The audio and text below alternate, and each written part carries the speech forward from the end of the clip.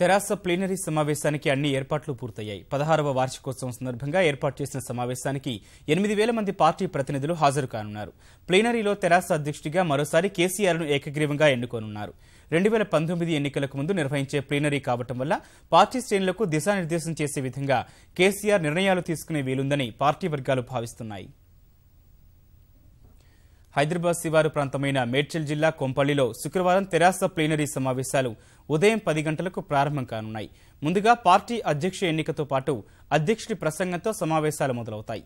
మంత్రులు, ఎమ్మెల్యేలు, ఎమ్మెల్సీలు, పార్టీ ప్రతినిధులు, నామినేటెడ్ హోదాలో ఉన్న నాయకులు అంతా కలిసి దాదాపు 8,000 మందికి మాత్రమే సమావేశాలకు ఆహ్వానం అందింది.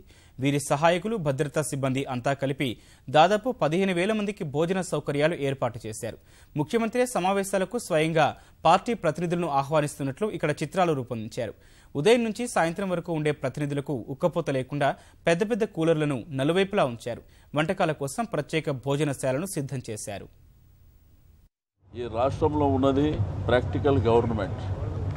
ఏదో వేదిక మీద ఒకటి చెప్పాలి, ఆచరణలో ఇంకోటి ఉండాలనేటిది కాకుండా, నాకు తెలిసి భారతదేశ చరిత్రలో ఒక రాష్ట్రంగా, ఒక ప్రభుత్వంగా ఎన్ని సంక్షేమ అభివృద్ధి కార్యక్రమాలు జరిగిన చరిత్ర లేదు. మీరు ఎక్కడన్నా ఎవ్రీవేర్ చూసుకున్నా కానీ.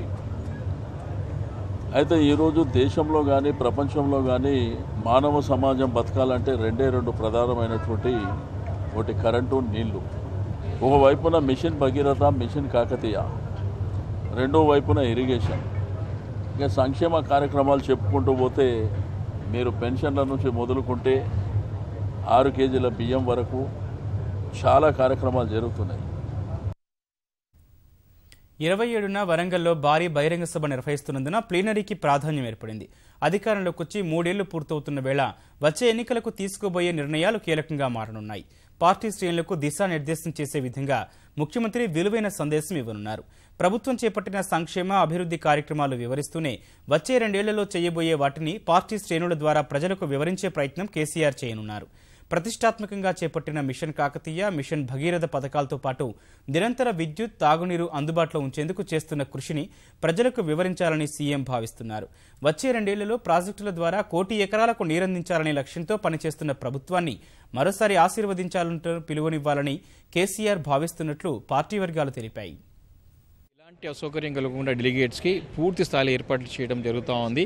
కాబట్టి ఆహ్వానం అందిన వారే ఈ సమావేశానికి రావాలని చెప్పి పదే చెప్తా ఉన్నాం. ఎందుకంటే ఇది 8,000 మందికి ఏర్పాటు చేసినాం.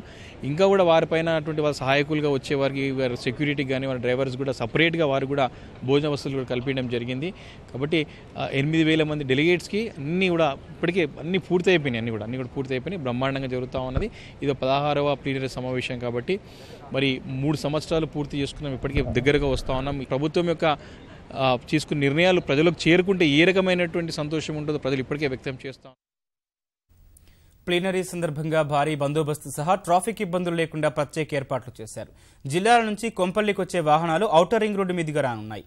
ప్లీనరీ ప్రాంగణం మినహా జీహెచ్ఎంసీ పరిధిలో ఎక్కడా పార్టీ తరపున హోర్డింగ్లు, ఫ్లెక్సీలు ఏర్పాటు చేయకుండా తెరాస నేతలు జాగ్రత్తలు తీసుకున్నారు.